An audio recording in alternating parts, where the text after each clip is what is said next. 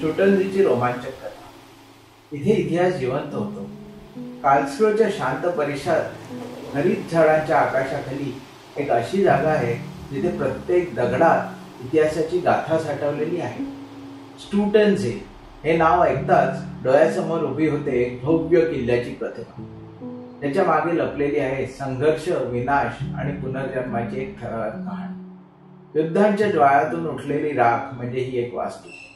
17व्या शतकाच्या शेवटी जेव्हा युरोपातील राज्ये युद्धाच्या वादळात अडकली होती तेव्हा इथल्या स्टॅफोर्ड किल्ल्यावर संकटाचे धग दाटले होते.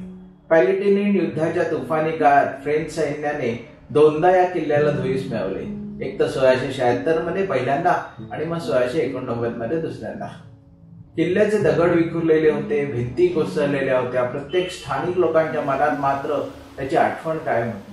जर त्या उद्ध्वस्त दगडातही काहीशी अमर शक्ती दडलेली होती.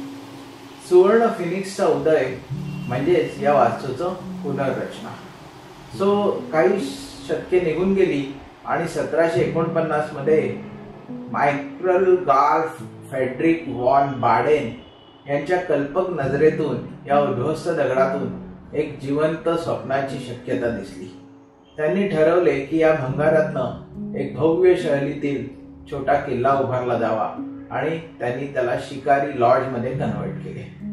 इटालियन वास्तुविराज लिओनार्डो रेट्टी यांनी आपल्या कलाकुसरीने या नाशाच्या अवशेषाला सुंदर श्लॉस स्टुटनझे या वास्तूत रूपांतरित केले.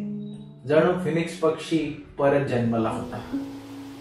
या वास्तूच्या भोवती असलेली साक्षीदार झाडे, या नवीन किल्ल्याच्या आजूबाजूला 900 वर्षांहून जुनी ओक झाडे डौलाने उभी आहेत. ही झाडं जणू साक्षी आहेत या किल्ल्याच्या नाशाची आणि परत आलेल्या वैभवाची.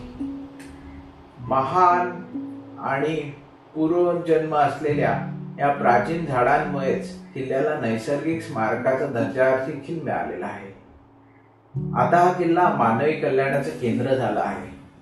1919 मध्ये एक नवीन अध्याय सुरू झाला. डॉक्टर हेनरी वेल्सार आणि त्यांची पत्नी थेरेसे या दूरदर्शी दाम्पत्याने या किल्ल्याला युवा शिक्षणगृहात रूपांतरित केले. त्यांचे स्वप्न होते की या ऐतिहासिक जागेत तरुणांना जीवनासाठी तयार करणे. दुर्दैवाने नाझी काळात या क्रूरतेत महान दाम्पत्याला थेरेनॉस्टाईड छावणीत पाठवण्यात आले आणि त्यांचे स्वप्न मेले नाही, पण त्या दोघांचा मात्र दुर्दैवी अंत झाला. आज या ऐतिहासिक स्थळी ज्युरॉम ब्राडेनरूट श्लॉस स्टुटनझे ही संस्था मुलांच्या उज्ज्वल भविष्यासाठी काम करत आहे. शिक्षण, मानसिक आरोग्य, समाजात योग्य स्थान मिळवून देण्यासाठी ही केंद्रे अखंड लोकांची सेवा करत आहेत. एकतेचा हा एक अनमोल प्रयत्नच आहे.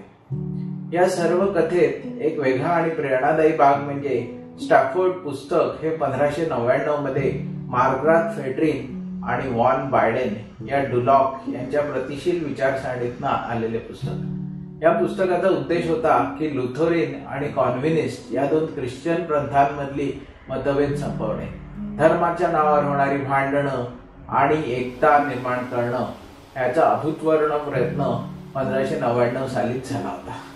संदेश जो त्या काळात तर अगदीच न मानवणारा होता. स्टुटनझेची ही कहाणी आपल्याला काय शिकवते तर नाशातून निर्माण होऊ शकते. युद्धात उद्ध्वस्त झालेल्या किल्ल्याच्या दगडातून नवीन वैभव निर्माण झालेले आहे. निसर्गाचे संरक्षण म्हणजे ऐतिहासिक 900 वर्ष जुनी ओक झाडे आजही त्या जागेला पावित्र्य देत आहेत. मतभेदांवर मात करून एकता साधता येते.